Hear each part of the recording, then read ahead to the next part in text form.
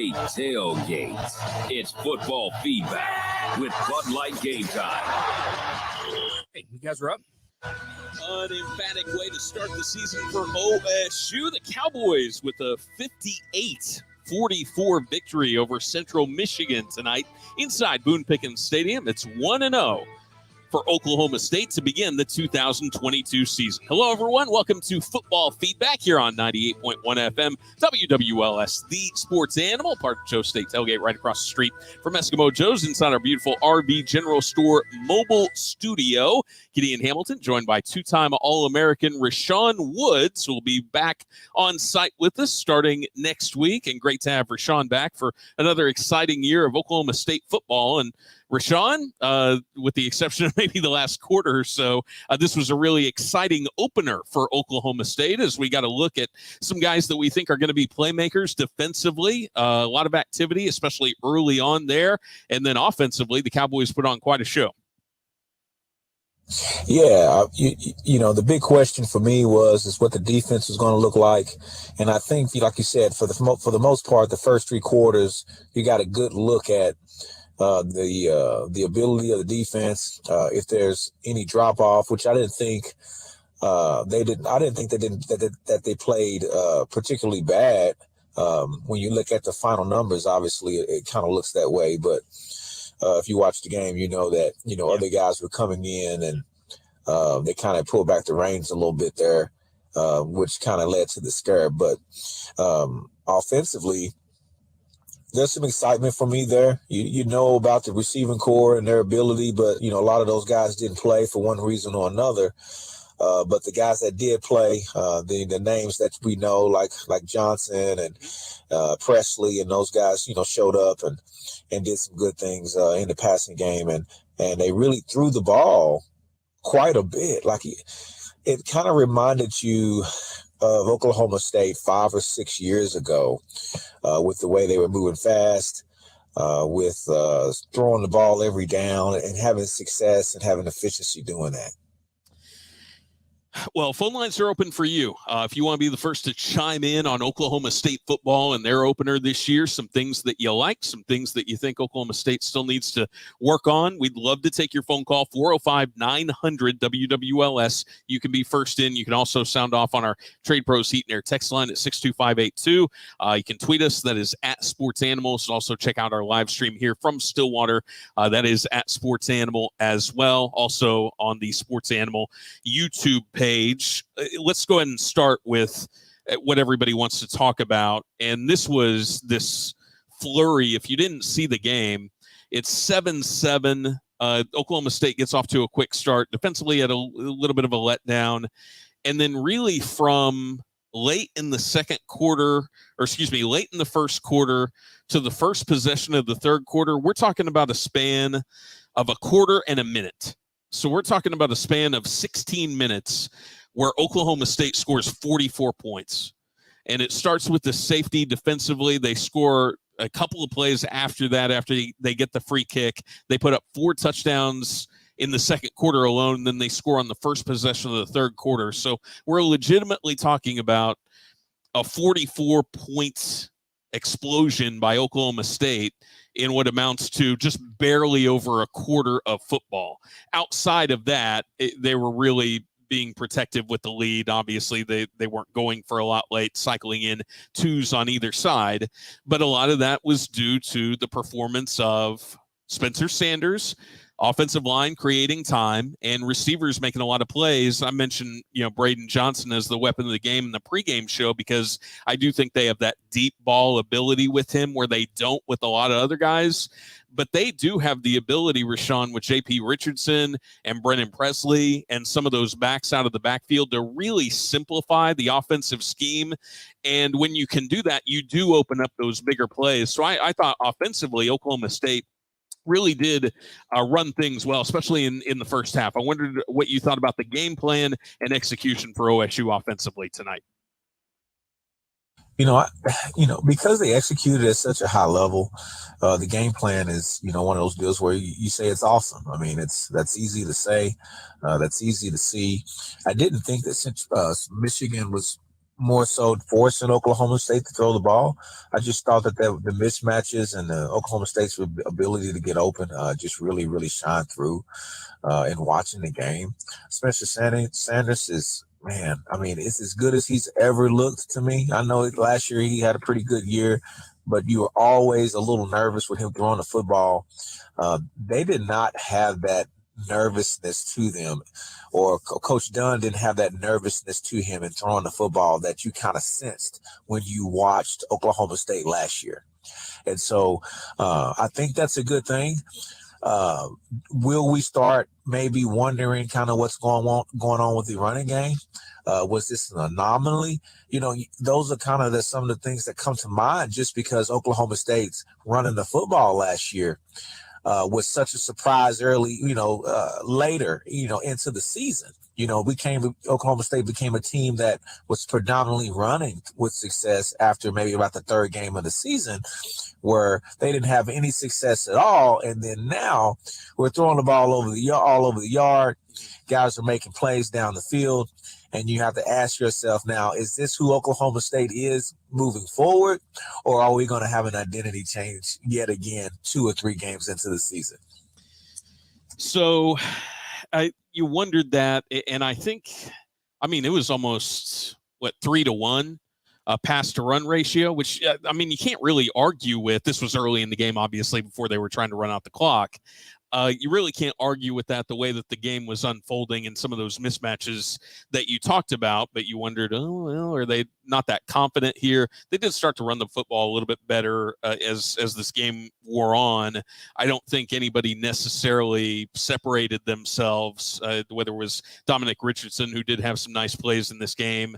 Jalen Nixon, the redshirt freshman, is another guy that got some opportunities, obviously had that long play on a pass reception. So we'll see how the Oklahoma State running game develops, because that's something that they're going to have to do successfully to win games. But tonight, Rashaun, it was just about guys making plays in space, whether that was John Paul Richardson right off the bat. He's a guy that I think they can incorporate in the offense comfortably. Brennan Presley, we know that about him, a guy that can take some of those short throws and make them into big plays. And then that opened things up for a guy like Braden Johnson, who made a number of bigger chunk plays tonight for Oklahoma State. In fact, last year, Oklahoma State had 8 plays of 40 yards or more. They had 8 all last season, in a year that they were a yard away from going to the Final Four, perhaps.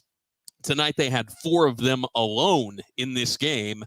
So it just kind of showed the big play ability. Again, defensively, is Central Michigan on par with Oklahoma State? Probably not, but I think this is a different dimension to this offense than what we saw a year ago, Rashaun. Yeah, no question. It's good to see Braden Johnson, really, really shine and make those plays. He look physically, man, he's a big guy that can run a little bit. And he's such a good looking guy out there that, you think that, man, this guy can really, really make plays, not only down the field, but, in the intermediate passing game like he did. Brennan Presley, you know about him. One thing that I was happy to see is that they were throwing the ball out to the flat, just getting it out there to him and allowing him to run a little bit. Yep. And I think as the season goes on, he's going to break those runs just because he's so quick and electric. He's going to have games where, like today, he only went for 83 yards, which I say only on 5 receptions. But, those could easily, from one game to the next, turn into 30 and 40-yard games. Sure. If he can get loose or do some things. And the John Paul Richardson kid it's not necessarily a surprise to me. I had a chance to talk with Coach Dunn about him over the summer, and he's excited about him. He just feels like his ability to route run and make plays with his feet is unique to him. Like, he has a niche there in a group of receivers that's a special one. He runs really, really good routes, maybe even a little bit better than Presley, but he has some of Presley's flair running with the football. Now, Presley is easily the best guy with the ball in his hands that they have, but, not as good a runner. Everybody has like a little bit of something that they do extremely well. Mm-hmm. And I think that J.P. Richardson has more of all of it. You know, he can catch the ball down the field. He can run good routes. He's good with the ball in his hands. He may not be the best at catching the ball down the field as Johnson, and he's not the best with the ball in his hands with Presley, but the combination of those things makes him a unique and formidable slot receiver for the Cowboys. And then you see Braylon Presley late in that game make a play in space. You're familiar with Braylon Presley and Talon Chetron, obviously, from being involved in the high school game and seeing some of these better prep prospects over the last several years. And certainly those two guys are among them, and they're just coming along in this program.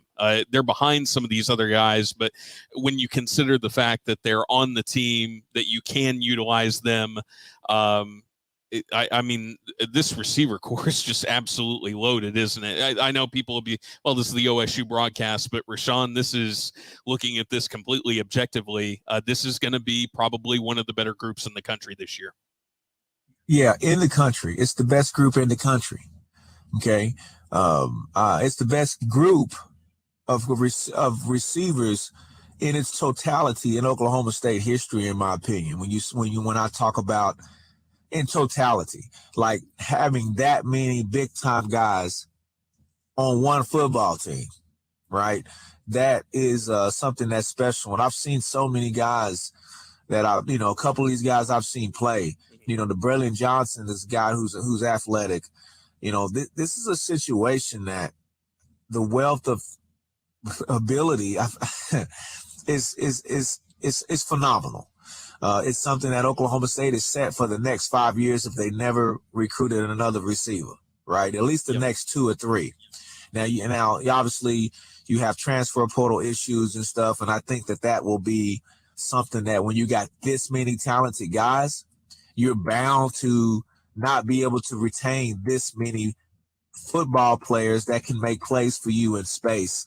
But for right now, Oklahoma State is, without question, as far as the receiving group goes, one of the most talented and deep groups that I've ever seen in the history of Oklahoma State.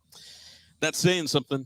Had some tremendous talent, have had a wave of talent come through with different classes.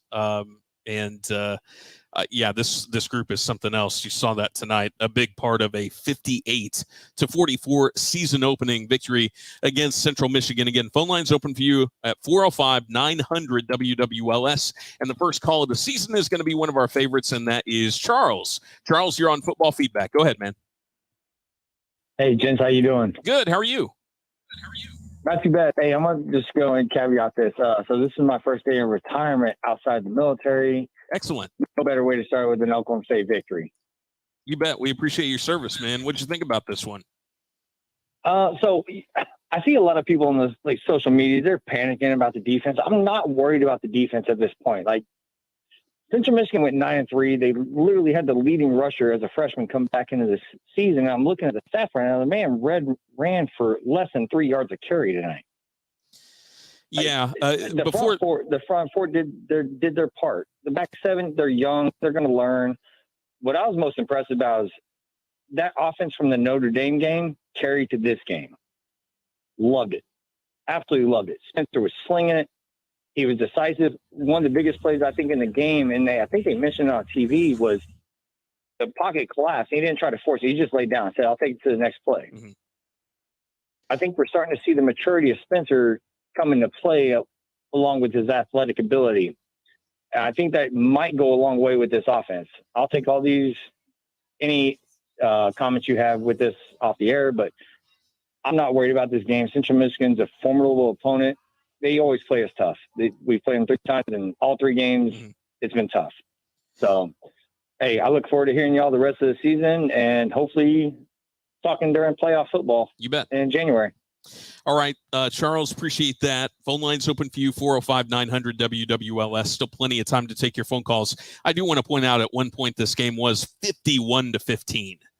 And you are cycling in some backups. You had to put some of those guys back in as this game contracted a little bit late there, Rashaun, but you're also not playing with the same intensity. And we're talking about a kid, we talked about this plenty in pregame, Lou Nichols a year ago with this same offensive line for Central Michigan ran for 1,800 yards, had 2,200 total yards of offense last year just as an individual.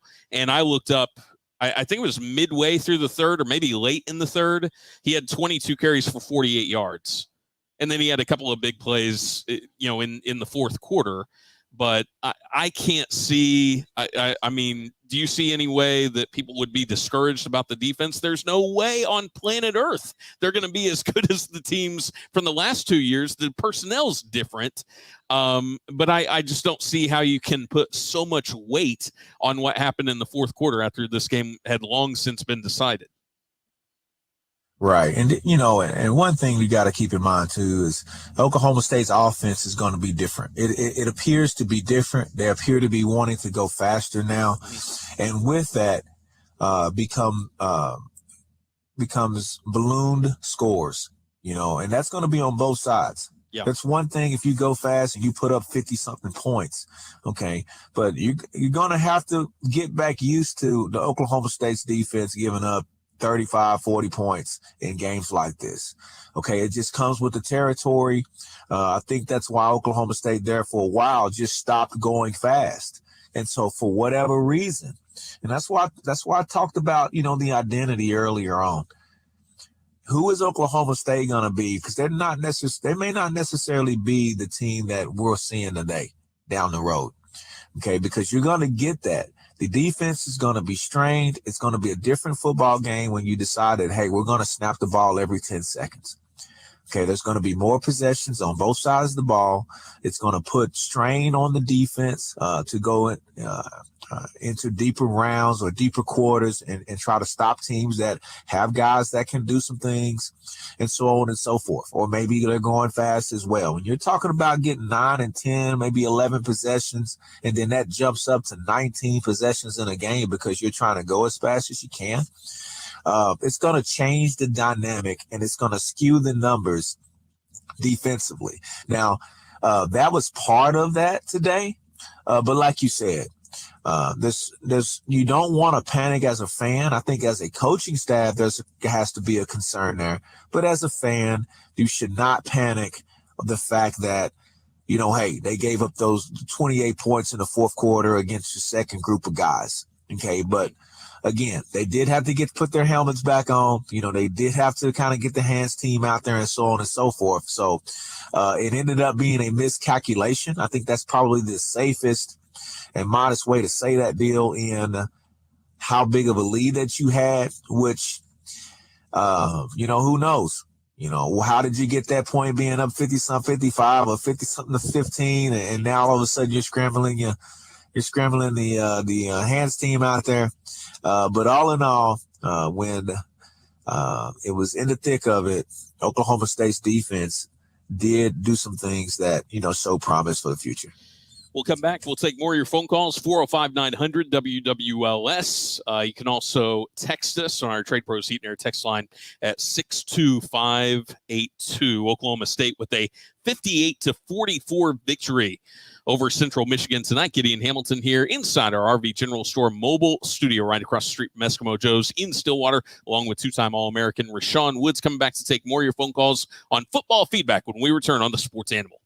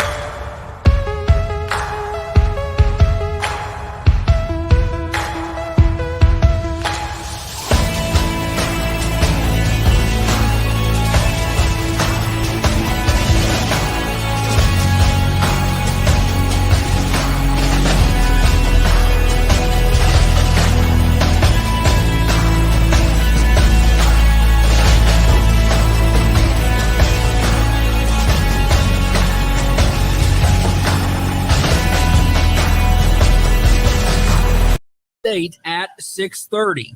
Oklahoma, 9th ranked in the country, begins their season on Saturday, hosting UTEP at 2:30. Pregame coverage begins with unsportsmanlike conduct with the Morning Animals at 10 o'clock here on the Sports Animal. Tulsa's at Wyoming on Saturday to begin their year at 2:30. Other games going on tonight. Good one tonight in Pittsburgh. The number 17 Panthers lead West Virginia 38-31 with a couple of minutes left to go there. Number 22 Wake Forest has beaten VMI 44-10. One game in the top 25 tomorrow. That's number 15 Michigan State. They will host Western Michigan tomorrow at 6 o'clock. Games on Saturday at 11 o'clock. Number 6, Texas A&M hosting Sam Houston. Number 8, Michigan takes on Colorado State. And number 13, NC State is at East Carolina. 2:30 games, one of the big ones of the day. Number 11, Oregon will be in Atlanta to take on number 3, Georgia. Also at 2:30, number 16, Miami hosting Bethune-Cookman. Some of the other big ones, 6 o'clock Saturday evening. Number 7, Utah is at Florida. And the big one of the day, number 5, Notre Dame, and number 2, Ohio State. That game is at 6:30. We are taking your text messages at 62582. Excuse me. We will also take your tweets on the Oklahoma State victory tonight using the hashtag WWLS Game Day. This text comes in from the 918. This person says, obviously, we didn't show everything tonight. Excuse me. It was great to see good decision-making from Spencer and love seeing him run the football, giving the benefit of the doubt to the defense. Hope we went into the locker room up big and just relaxed a little bit. Great start overall. Another text comes in from the 405 asking the guys their thoughts on the linebacker play at Oklahoma State. We'll get Rashaun and Gideon's thoughts on that. Another text from the 918 says the defense has a long way to go. Receivers wide open and no linebacker play. Can't play like this in conference. Yes, the offense looked good, but the defense was lost. Very poor outing, and we can't run the ball. So kind of a wide range of opinions there, from cautiously optimistic to rather pessimistic there. So anyway, we will take more of your thoughts, your phone calls at 405-900-WWLS, your text messages at 62582, and you can tweet us either at Sports Animal or use the hashtag WWLS Game Day. Football feedback with Gideon and Rashaun rolls on 98.1 FM. WWLS, the Sports Animal. WWLS FM, The Village, Oklahoma City, your home of the Oklahoma City Thunder. A Cumulus media station. Who engineered the winning drive? Sponsored by Medco, the best source for geotechnical engineering and construction materials testing in Oklahoma. Who engineered the winning drive? On WWLS, the Sports Animal. Live from the RV General Store mobile studio at Eskimo Joe's Joe State Tailgate. It's football feedback with Bud Light Game Time. Okay, you guys are up. Oklahoma State begins their season with a victory, 58-44 over Central Michigan inside Boone Pickens Stadium. Welcome back. It's football feedback here on 98.1 FM, WWLS, the Sports Animal. Gideon Hamilton inside our beautiful RV General Store mobile studio. Two-time All-American at OSU. Rashaun Woods joining me. Guys, this was 51-22 going into the fourth quarter.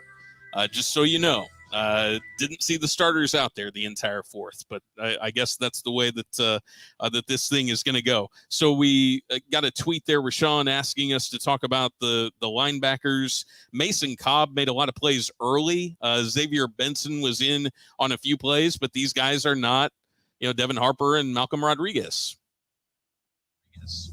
Right. And, it's easy to kind of question some things I saw earlier on where there was some underneath routes that those guys kind of lost those guys in space a little bit in the passing game. But when you're running RPO, your linebackers are typically kind of caught out in no man's land because they have to commit to running to stopping the run. And so, Michigan did a pretty good job of running and executing the RPO of the game, and they made some plays doing that. And it always makes the linebackers appear that they're out of position. But that's just kind of how it goes. They have to be committed to their run fits first and foremost. And that always makes it tough because if you're halfway, then you don't stop. If you're halfway, you do not stop the run game the way that they did. And so the commitment to making sure they're reading their keys and fitting the run the way it was supposed to, I thought was really, really good.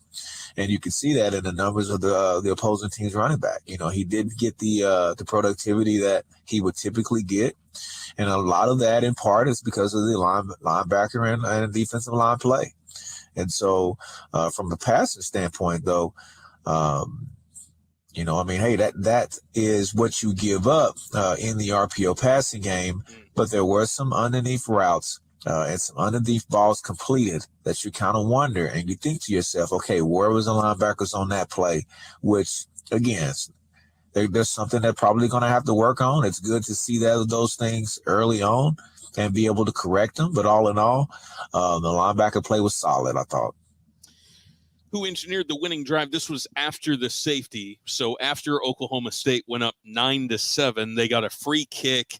Spencer Sanders throws a deep one to Braden Johnson. Sudden change. That worked out really well. Brendan Presley, a quick one for 12 yards. And then Spencer Sanders takes it in himself from 17 yards out. This was part of a brilliant stretch for Spencer earlier in this game, Rashaun. His numbers were absolutely gigantic in this game and really did have control of the game and played under control for a vast majority of it. Yeah, he really understands where to go with the football now. I think that this is him really coming into his own. The Spencer Sanders that we see this year will not be the one that will turn the football over or start to maybe have his downsides or downslides at some point during the season. I think that this guy is the guy that we're going to see for the entirety of the year. Mainly because he was so solid last year, and last year you were kind of waiting to see him kind of self-destruct because you had seen the first couple of years, whether it be injury or just bad decisions with the football. And as the year went on, that never happened for him. And so I think he's past that. The game has slowed down. You hear Coach Gundy talk about that every time he talks about quarterbacks. And so the game has slowed down for Sanders. He's got weapons all around him. Dominic Richardson in the backfield is a true weapon who averaged 6 yards a carry today. But if he can catch the football out of the backfield as well and be efficient and continue to run at a high clip as far as yards per carry, those are all positives for him. It's positives for the offense. And he actually was the leading rusher. Yep. And so, that's just another dynamic to his game. And so if he's really throwing it and then he's rushing for 60 or 70 yards a game, Oklahoma State is going to be hard to beat, man. All right, let's go ahead and get back to the phones. 405-900-WWLS if you want to sound off on OSU's season opening victory against Central Michigan. Always great to catch up with our good friend Coach T. Coach, how are you doing, man? Hey, I'm doing good. I had a technical difficulties a while ago, so I was trying to get on. But, this team would be fun to just have you guys come over and let's just sit and talk because it's such an interesting team, an interesting dynamic, all the different things that you guys have said and the caller said. But I will say this. I think Spencer was not running for his life tonight either. I was fairly impressed with the pass blocking. I think that it's yet to be seen on the run blocking, but that's kind of been Oklahoma State the last few years. The run kind of starts to appear later in the year for some reason. I think it'll come around again. But can I give Central Michigan some props? And Rashaun, you might comment on this. Man, they had a nice bunch of nice sized tight ends and big receivers, and those guys were big and hard to cover. And props to the quarterback. He was throwing that ball on a dime and throwing it with great timing. So there were a lot of times there were completed balls that our guys were there. It's just the receivers were big and the throws were perfect. I will say this though, I think at the end of the game, the defensive backfield sometimes looked a little bit like Keystone Coppish, but that probably was because you did have some youngsters back there. But those are all things that can be corrected. And one last thing, I don't. The one thing that I did see, we didn't get beat because we were out athleted. It was anytime we really got beat, it was because we were simply out of position. And have Rashaun comment on some of those things, if you would. Rashaun, what you think, man? Yeah, I think he's right on, man. I really do. Athletic wise, we look good. We could get to the football. I thought maybe the defense could have brought more pressure early on. There wasn't as much man to man and just flat out getting in the guys' faces there were from last year. And maybe that's just a personality trait from a defense coordinator standpoint. Who knows? But it's just not enough of a sample size to really, really answer those questions right now. Right. But all in all, yeah, Central Michigan did execute. I thought that too when I saw the offensive line and I saw those guys and the way they looked. I'm like, man, these guys looked apart, and I think, again, you'll hear me talking about the transfer portal and so on and so forth and all the negatives that go with it. But the positives of that deal is that there are going to be teams, there's going to be parity in the league because of it, because guys are just not going to sit on a team and not play. And so the guys are going to want to play. And so the portal guys are going to move around, and it's going to kind of change the dynamic of some of the lesser teams and give them an opportunity to get some guys in there who may be good enough to play, but just so happen to be behind, a guy that they're not better than, but they're better than, 10 other guys in the country, and so on and so forth. By the way, Pittsburgh just capped off a 38-31 victory over West Virginia. West Virginia did have a pass down to the 1 yard line that was ruled incomplete on a review. So tough one for the Mountaineers as they're going to drop the first backyard brawl game played since 2011. Central Michigan, Jim McElwain coached at Florida. He knows what big time football is all about. This quarterback was 7-2 a year ago. Like we talked about, this running back ran for almost 2,000 yards a year ago with the entire offensive line back. This is a real team. This team is not going to win 3 games this year. They're going to win a bunch of games in the MAC, and they were absolutely getting destroyed by Oklahoma State, 51-15, 51-22 headed in to the fourth quarter. So that's how well Oklahoma State was playing in the early stages, the middle stages of this game. Let's go ahead and bring in Caleb, who's been patiently waiting. We appreciate that. Caleb, you're on Football Feedback. Go ahead, man. Hey, I just wanted to talk a little bit about Mike Gundy as a coach real quick. First of all, I want to say we had a great game. OSU really put a lot out there. We put up a lot in the first half and really got ahead. We had a 30-point deficit. And then we kind of fell asleep, right? I think they got a little bit comfortable and kind of played it conservatively, which is sometimes a bit of an issue. Sometimes it's not. Sometimes that's a better option. But I want to say that some of the greatest teams out there, some of the greatest warriors out there are not the ones who get a hand up and go to sleep. Some of the greatest warriors and greatest teams are the ones who get a hand up and punch it in the throat. They take their enemy down and claim the title. Sometimes you have to reach for that. Sometimes you have to be willing to take a bit of a risk to put your name out there, be at the top of the board. And the teams who play so conservatively and get comfortable and let the team come back like that aren't always going to be the ones that are going to claim that title. They're not going to be at the top of the board. So if Gundy wants to be a great coach, if OSU wants to be a great team, they need to punch it a little bit harder. Although we did have a great game, and it was a really good time. Also, the defense, they were doing all right, but a lot of the time there were some times where we needed to be in man coverage. Why were we not in man coverage on some of those plays? And I think that just comes down to possibly our new defensive coordinator and some things going on there. So I think we can work it out, but altogether it was a really great game, and it was very much enjoyable. All right, let's go ahead and find out who went the extra mile for Oklahoma State in tonight's victory. Who went the Eskridge Mile? Sponsored by Eskridge Honda. Going the Eskridge Mile for you. Eskridge Honda on I-240 or eskridgehonda.com. So for me, I'm going to go with Braden Johnson just because it was a long road back from injury a season ago.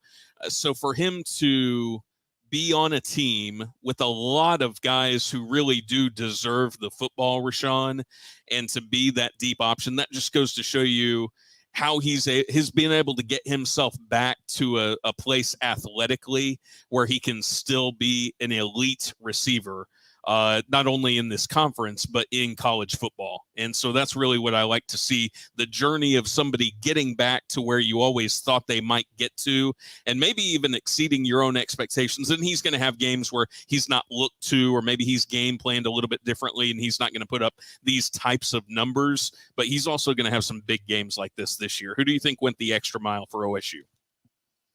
Yeah, I would say Spencer Sanders would be my pick. I mean, I agree with Brady Johnson there. It's good to see him have a really, really good day. But the dual threat ability of Spencer Sanders and his understanding of where the ball needs to go, what's the difference in the game? I'm telling you, man, that as efficient as I know that Oklahoma State beat him. If you made that point a couple times, but the efficiency that Central Michigan was able to display was really, really cast aside by the explosiveness and understanding and play of Spencer Sanders and that Oklahoma State offense, man. There was a real time in there when I'm watching that game early on that there was a concern for me. But the concern was washed away just because of the explosive ability and the precision of Oklahoma State's offense and what Spencer Sanders was able to do in getting those guys the ball. And so that just overwhelmed a lesser team. And Spencer Sanders, man, if he continues to do that, he makes this team, which is already athletically one of the better teams in the Big 12, it makes them almost untouchable offensively in the Big 12. Because nobody's asking him anymore to find a tight window or anything over the middle of the field with everything that's so close to the line of scrimmage with these guys that, especially if they get in a one-on-one situation, they're gone. I mean, Brennan Presley, if he's in a one-on-one situation, it's a first down. And you've got a number of different guys that are like that. And so when you hit, then all of a sudden things really open up for him down the field where you can get sort of college open with some of those deep threats. It's not an offense anymore where you're asking him to do too much. He's a guy that's capable of making some big throws, and he's certainly a guy that is capable of changing a game with his running ability. But the more that they can simplify this offense, and I think they have the guys that can do that, Rashaun, then the more opens up for those big plays that we saw throughout today's game. Exactly. Well, J.P. Richardson catches the hitch route and takes it, yard. I mean, those numbers add to Sanders' stat sheet, but the reality of it is, like you said it exactly right.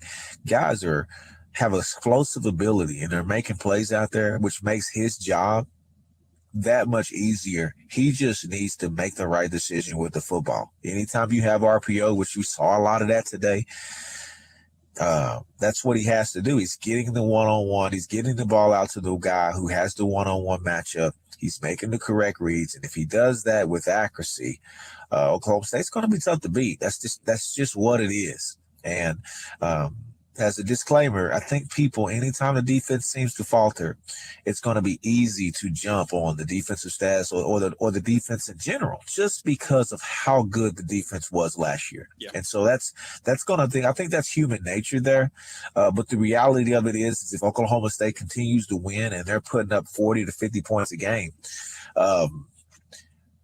we're talking about a big time and special year for the Cowboys if they're doing that. And so if the defense in reality is a 3/4 of what it was last year, you're talking about electric games, man, because I don't know if there's ever going to be a defense as good as the one that they had last year. And that's just really from a person, as much as what, I thought the coaching staff did a great job. The personnel with the guys coming back and getting the extra year and so many guys staying and so many really, really good players that are still playing at the next level right now was so good that it was just a really, really special combination of that and guys' ability to coach. Real quick, I do want to talk about Kendall Daniels, guy with tremendous size. Of course, he was talked a lot about in the offseason. He comes up with a pick. Tyler Lacey making some plays. Usually those big playmakers that we see this year are going to be up front. Colin Oliver getting in the backfield. We're going to see a lot of TFL, a lot of sacks this year, I would imagine, Rashaun, from the defensive line. So most of those guys are the standouts. But Kendall Daniels had a big play in the secondary. I imagine these guys are going to make some plays throughout the course of the year. But what did you think about those guys defensively that impressed you? Yeah, anytime those guys are, I wanted to maybe see a little bit more pressure, but yeah, Colin Oliver and those guys getting after the quarterback, it was something that, I guess those guys played well, but it really jumped off the page last year. And I think a little bit of that was because they brought a little bit more pressure than normal. I don't know. It was because it was Central Michigan that they didn't have to bring as much pressure or whatever the case may be. But yeah, that defensive line was extremely important last year with the leading sack Big 12 freshman of the year and leading in sacks and so on and so forth. And the structure of when he came in to do those things was what made that special. He was only in those situations when they needed a pass rush.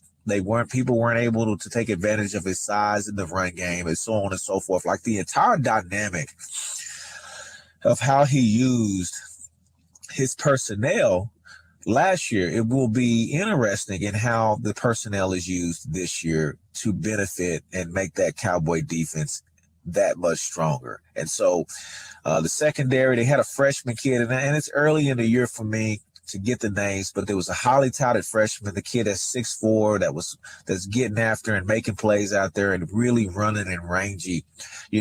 That's a big time get for Oklahoma State. Yep. They have big time athletes in spite of the graduating guys that they had last year, right? And so it's becoming a situation. You hear the spectators, you hear the announcers talk about, these three-star guys are being developed and so on and so forth.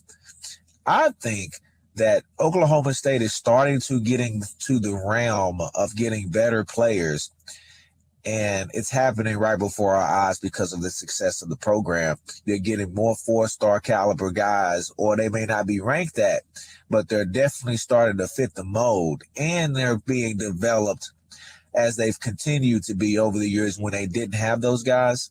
And Oklahoma State is really in a position to take that next step of being a contender or a favorite every year. We'll come back. We'll get Rashaun's final thoughts. We'll tell you who rose to the occasion in tonight's game. And still an opportunity to take some more phone calls. 405-900-WWLS. All our phone lines are open. So if you want to weigh in on OSU's season-opening victory over Central Michigan, go ahead and give us a call. Again, 405-900-WWLS. You can also sound off on our Trade Pros Heat and Air text line as 62582. Cowboys win it tonight. They open their season with a 58-44 victory over Central Michigan. Gideon Hamilton, Rashaun Woods. This is Football Feedback on 98.1 FM WWLS, the Sports Animal.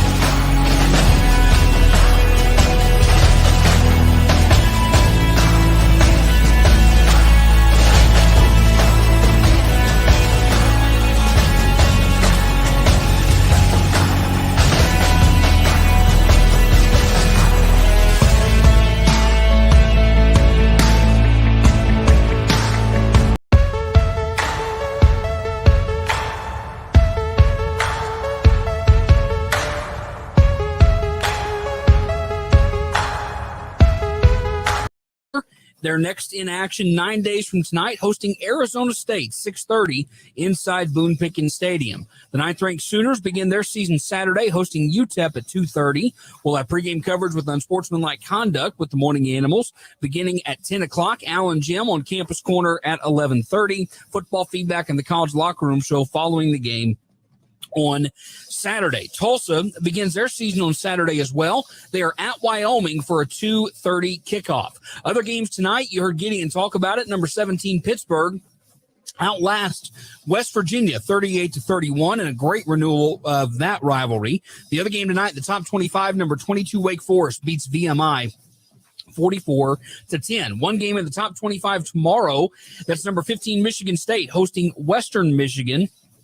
Some of the big games coming up on Saturday, 2:30 kickoffs. Big one in Atlanta, number 3, Georgia, and number 11, Oregon. Also at 2:30, number 16, Miami hosting Bethune-Cookman. 2:30 kick, number 23, Cincinnati, and number 19, Arkansas. Also at 2:30, number 24, Houston takes on Texas San Antonio. 3 o'clock kicks on Saturday, number 21, Ole Miss hosting Troy, and number 25, BYU is at South Florida. 6 o'clock Saturday evening, number 7, Utah is at Florida, and the big one Saturday, 6:30, number 5, Notre Dame is at number 2, Ohio State. We want your tweets using the hashtag WWLS Game Day. You can hit us up at Sports Animals well. We are also taking your text messages at 62582. Let's get through a few of those. And we still have time for your phone calls at 405-900-WWLS. This texter from the 405 says the defense needs work, but they're young. They will get way better. People need to calm down. Super excited about the young guys on both sides of the ball.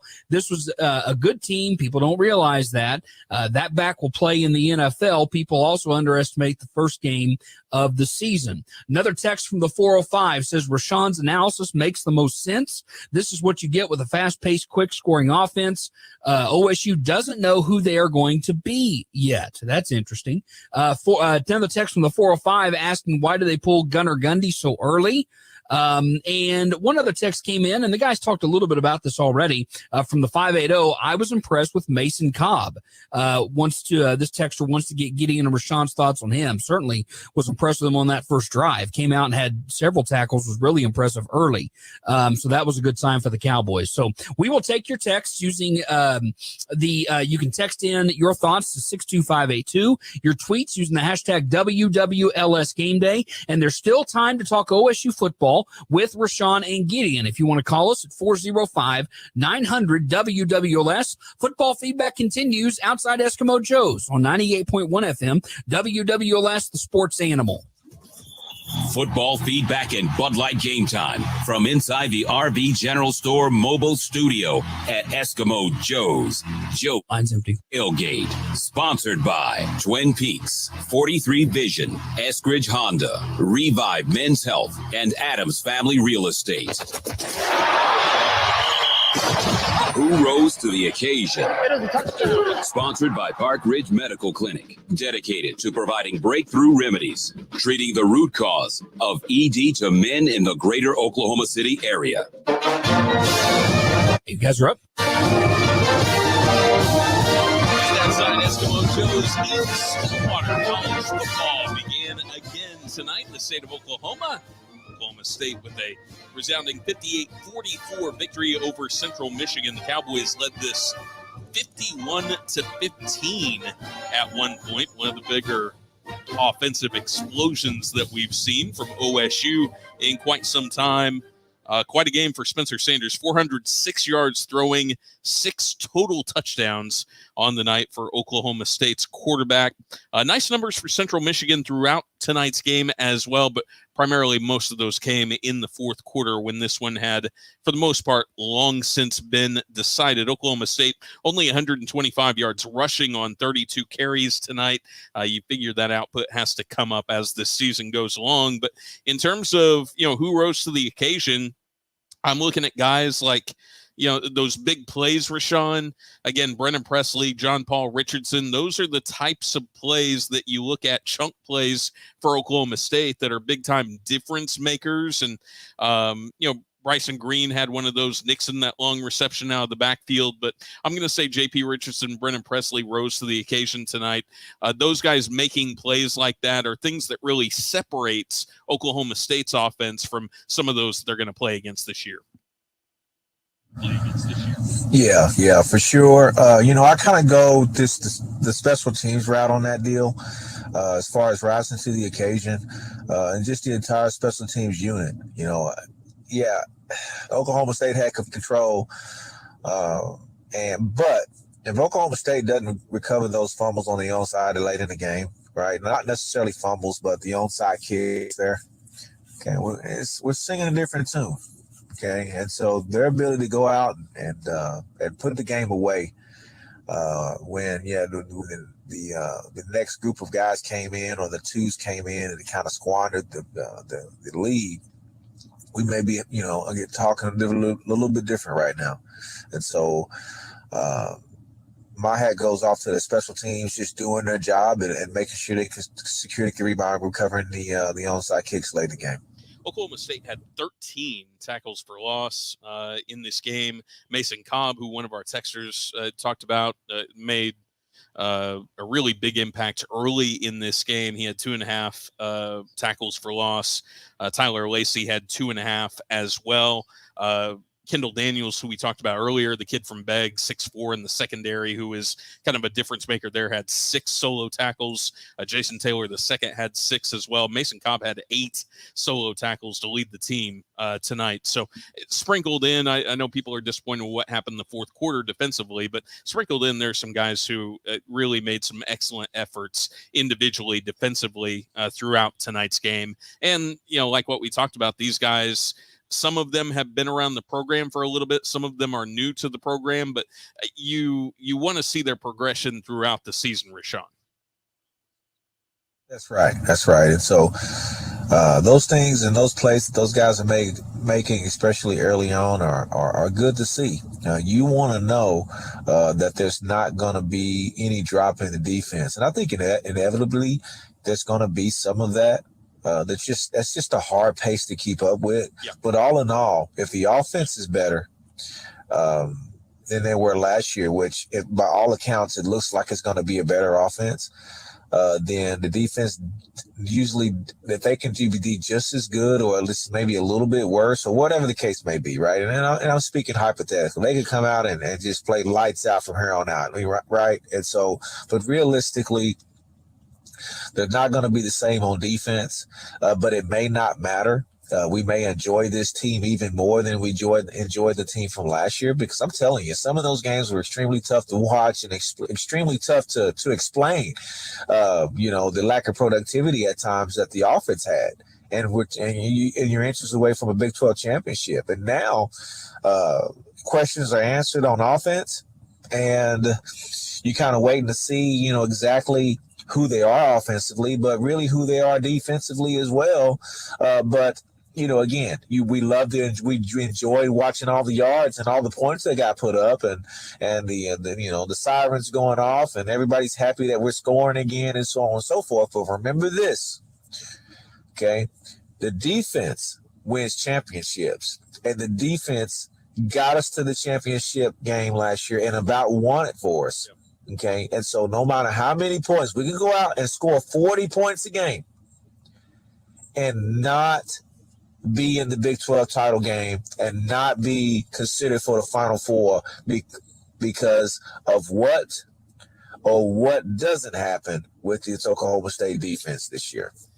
Before we take our final call of the show, I want to tell you about Eskimo Joe's 35th annual Juke Joint Jog. This is Saturday, October 1st, 5K race at 10 a.m. There's a 1 mile fun run that's 30 minutes before that. Prizes for the top finisher. You get a shirt just for coming out there.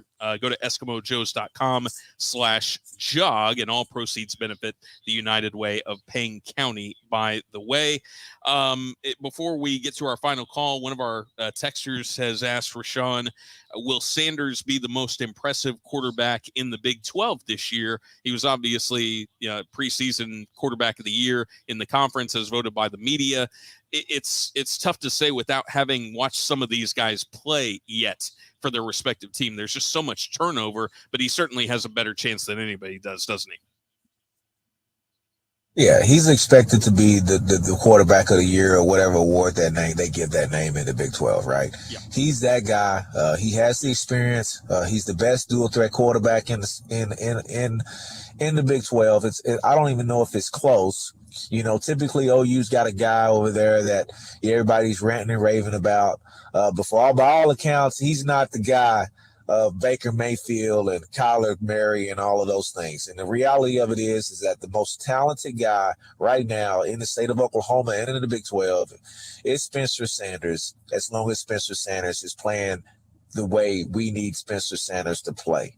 Okay, and so I think he's that guy because of the maturity factor. He's played enough games now, right? And so if he's not that guy, I wouldn't say it's a disappointment, but Oklahoma State is hard to beat if he is. Yeah. Let's go ahead and get to our final call of the show. This is going to be Blake. Blake, I appreciate you hanging on, man. You're on Football Feedback. Go ahead. Hey, guys. Thanks for taking my call. You bet. Hey, so last year, I think so much of the offense's success obviously was Sanders when he wasn't turning the ball over, but really the emergence of Jaylen Warren running the ball. I think I saw the offense stall out some with not being able to run the ball effectively. And, you know, with the O-line having struggled the last several years running the ball some, who do you see on the roster of the backs that you guys think could emerge this year for OSU? With Sanders looking so good so far in the first game, I have less doubts about him than I've ever had in his entire career. Do you see Richardson doing it? What do you think about Ollie Gordon? And thank you, guys. I'll take it off the air. Thanks for the call, Blake. We appreciate it. Rashaun, what do you think about these running backs for Oklahoma State this season? Yeah, I think Richardson's the guy. I haven't been this sure about this in a while. Like the Warren guy, I knew he was the guy as soon as you see it, you know. And then last year I talked about Richardson maybe getting more reps. I talked about it quite a bit, especially earlier on before, you know, Warren kind of emerged as the guy. Okay, I just felt like they weren't really giving Richardson the opportunity, and I feel like that today too. You know, he averaged 6 yards a carry when he did get the football, but he only carried it 7 or 8 times, and so it's not enough work for me to have any panic on whether or not they can run the football or not, because the offense was so different today than it was at any point last year. And so, and that's fine and great, you know, the no huddle and throwing the ball around and making plays, you know, and that whole deal. That's all awesome, right? And so, top tail when they're trying to put a game away, if the running game is good enough, or it needs to be, it maybe needs to be revamped, or we need to maybe see somebody else running the football, right? But by all accounts, he wasn't playing, or maybe he wasn't in down towards the end, at the very end, when they were trying to put the game away and they needed to run the football. But again, the game wasn't put away, whether or not you had other guys coming in. We weren't able to put the game away definitively. And that is definitely something to be concerned about down the road, not in this game per se, because and it was under control for the most part.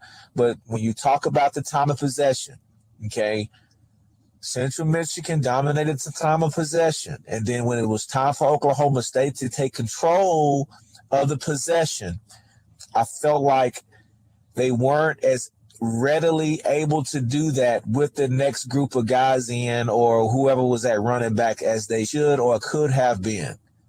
Okay, and so until you get against better competition, when they're up a couple of touchdowns and they're able to say, okay, I'm up, let's slow the game down, no more no huddle, let's control the time of possession and get out of here and win, like they did so well last year when they needed to, over and over again, with the 7-point and 8-point and 9-point wins. That's going to be a question that they're going to have to answer.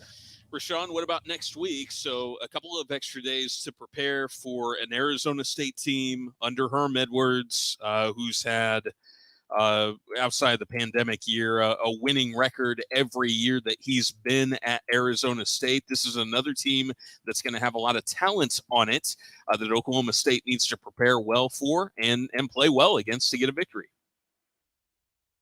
That's right. And I think, you know, what kind of team Oklahoma State's going to be, we'll see that in Arizona State, because there won't be any there won't be any smoke and mirrors. Who they are or who Oklahoma State plans to be, you will be able to see it next week, because you can't afford to go in and say, okay, we're going to do this because we can. We're going to run no huddle because they can't stop us in our pace and so on and so forth. If that's who Oklahoma State is, if Oklahoma State has problems running the football, we will know for sure that after the game next week, that will be something that will be a talking point as we go throughout the season. If the defense is really, really struggling, we talked about the linebackers earlier. If that's really a problem, again, that will be something that we'll be discussing not only after next week, but for the weeks to come. If Arizona State is formidable, gets Oklahoma State in trouble, or whatever the case may be, right? Yeah. And so pretty excited about that game just because of the level of competition and possibly the level of excitement if Oklahoma State goes in and takes care of business. Yeah, you bet. Rashaun, thrilled to have an opportunity to do this again with you this season. Looking forward to seeing you in Stillwater here in about 10 days or so. That's right, man. I'm looking forward to getting out in front of Eskimo Joe's and being around that atmosphere again. Man, I can't wait. Can't wait to see your ugly mug, Gideon. Get out of here. I can't wait to see you, man. So